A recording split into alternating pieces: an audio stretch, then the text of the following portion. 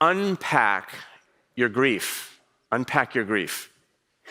Meaning, dig in there, pull it out, take it apart, see what it is. Because I promise you, you're going to find something good there. Unpack your grief. A few years ago, I've told you this, Ann and I came back from a Christmas vacation, and we came up from the light rail, and we said, hey, let's walk home. Not sure why we did that. It's only a couple of miles, but there are some hills, significant hills. And here's the thing, I was carrying this duffel bag full of ski gear. And by the time I hit the second mile, I was really feeling it. Now, Ann is a light packer, and she's got one of those little cases with wheels on it. So by the time we get home, Ann's got a spring in her step, her cheeks are flushed with red, and she's just her usual gracious self. On the other hand, I'm worn out, and I'm basically just a complete grump. And here's the point. On the other side of change, who you become depends on what you carry.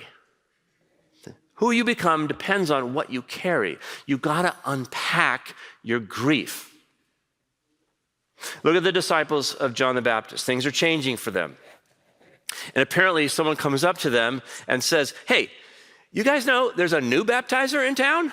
You know, one of the guys your guy baptized, he's now opening his own show.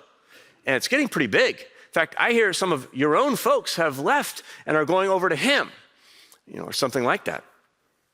Things are changing.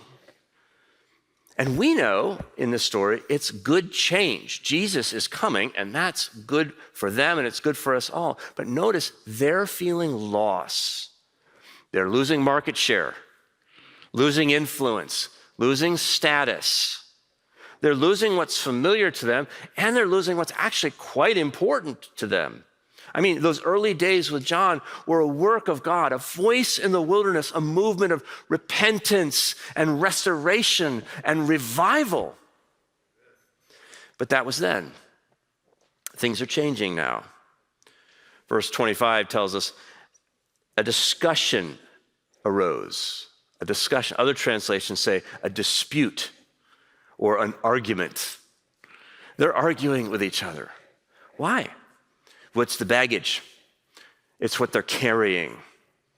Just imagine for a moment the emotions inside: grief, sadness, disappointment, nostalgia, maybe regret, envy, embarrassment, disillusionment, anger. What a heavy load. What a lot to carry.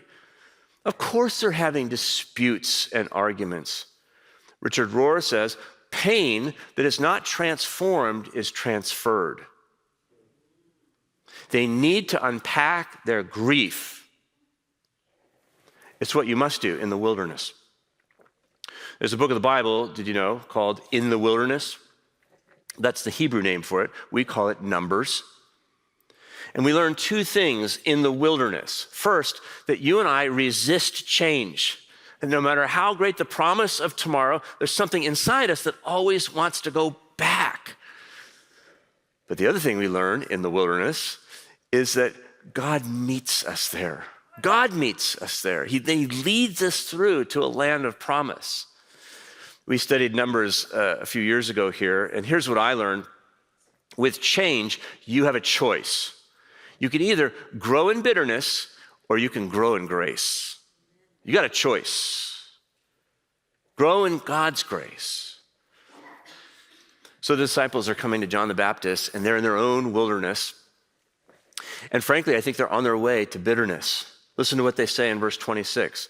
Rabbi, the one who was with you, he's talking to John the Baptist, Rabbi, the one who was with you, all are going to him. Now, that's not literally true, but you're hearing the hurt, aren't you? That's grief. Here's the thing now, notice John's response, verse 27. John answered, no one can receive anything except what has been given from heaven.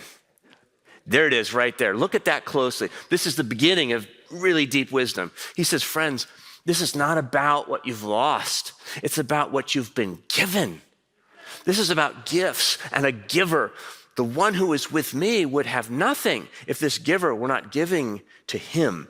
And you would have lost nothing if the giver had not given to you. And the giver is still giving to me, to you, to Jesus, and to all of us who follow him.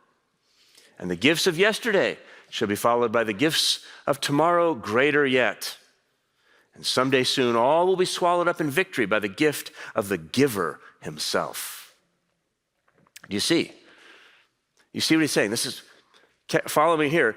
The gift and grief are two halves of the same. Do you see that? Gift and grief are two halves of the same thing. So yes, grieve. Do the work of good grief. Cry and lament, rend your garments and your heart for all the goodness of what you've lost. To neglect this work is to neglect the gift of God. But don't get lost in your grief. Don't get lost there. Don't get stuck there. Unpack it with gratitude. Follow the grief back to the gift. And then follow the gift back to the giver. Follow the hurt to the person who gave you the gift so you can say thank you and be ready for something new. John is teaching us to unpack our grief with a spirit of gratitude. Gratitude, thanksgiving, grieve in gratitude. It brings closure. And we need closure to be open to something new. Without closure, we're always trying to recreate the conditions of the past, trying to make this relationship like the last one, trying to make this job like the last one, trying to make this program or ministry like the ones that we used to have, pulling back to Egypt and forgetting the one who gave us those gifts, the one who wants to give us new gifts and to lead us forward. So you might ask yourself, how might good in the past keep me from seeing good in the present? How might good in the past keep me, can we put that on the, do we have a slide for that? From seeing good in the present? Maybe not. Ask that question, and then if there's grief there, unpack it in gratitude. Dear Lord, it hurts to say goodbye to school, but thank you for all I've learned and a community of new friends. Lord, it hurts to move to a new home and start all over again, but thank you for the memories held in the place that I leave behind. Lord, it hurts to lose a loved one, but thank you for the time that we shared together and for their mark in my life that lives on today.